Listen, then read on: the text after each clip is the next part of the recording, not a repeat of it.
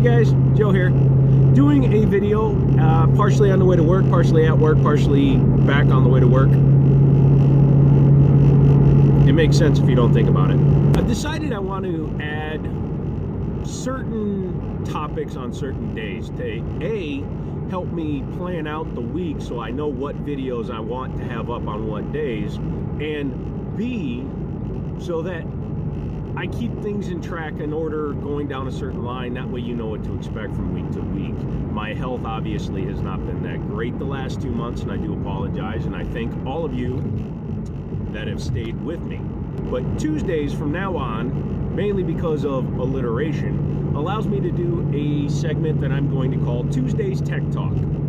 Tuesday's Tech Talk will be about sometimes only one feature, sometimes maybe an entire interior suite on vehicles. It won't just be brand new cars. I'm sure I'll do some examination on, say, the really horrible Bluetooth system in an Acura, or, you know, the navigation system from the original Sync or something like that. But today's video is going to be based on a question that I received yesterday, and that was from one of my viewers who asked me what the paddles were on the back of the steering wheel for a Corvette that has a manual transmission. He specifically said Grand Sport, but across the entire Chevrolet line, it's the exact same thing. Here we are on the inside of the car. Took off the hat because I'm at work, but I want to show you what the paddle shifters do on a Corvette when it has a manual transmission. I'm going to spin the camera around and then we'll keep going. Okay, as you can see, this car is equipped with the 7-speed manual. It is also just a base Stingray. However, it does have the paddle shifters. These paddles control the active rev matching of this car. The Corvette and the Camaro both have active rev match, which means when you engage the clutch and downshift the transmission, and depending on what you're doing, upshift the transmission, it will automatically increase the engine revs so that the speed of the transmission matches the speed of the engine, which allows for a seamless engagement of the next or lower gear. This allows the vehicle to accelerate better, causes less driveline shudder, which can affect performance, especially in a race car. If you're on a track with this vehicle, you want to be able to shift up and down as quickly as possible without upsetting the chassis.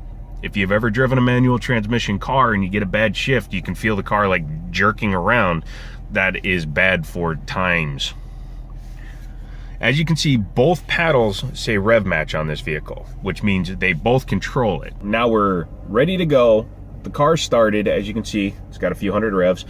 This automatically turns on active rev. If you want to turn it off, you just pull the trigger on either side and it turns the active rev matching off. When the active rev matching is off, the engine will not accelerate itself to match the speed of the transmission. It will be at whatever it is. If you had the clutch in for half a block and it's idling at 800 RPMs, when you downshift, it's going to stay at 800 revs until the clutch engages the flywheel. Newer cars benefit from having active rev match, but it's not required. If you're a really good driver, you can match revs. I'm not a really good driver. I have half a foot. I do okay with the Mustang, but active rev match would make me faster if I was worried about lap times or merging speed, things like that. So yeah, there you go. Want to buy a Corvette? I got a bunch of them. There's a Corvette. There's a Corvette. That's a basic overview on how active rev matching works in the Chevrolet cars. That is the first Tuesday Tech Talk video, and hopefully there will be more to come. If you like my videos, please feel free to give me a thumbs up. If you don't like them, I don't know what's wrong with you, but go ahead and give them a thumbs down anyway. If you'd like to subscribe, please hit the little red button that's down there in the corner. I'd really appreciate you guys coming along with me. I understand that I do other videos, repair videos, pickup videos, vlog videos. Some of that may not be your style, but hey, you know what? Support my channel. I check out every subscriber's channel, and if they have anything that I'd like to learn or that interests me, I'll subscribe right back. I don't sub for sub, but I will subscribe if you have something interesting to do or say. So, until then, I'll talk to you guys later. That's my thumb.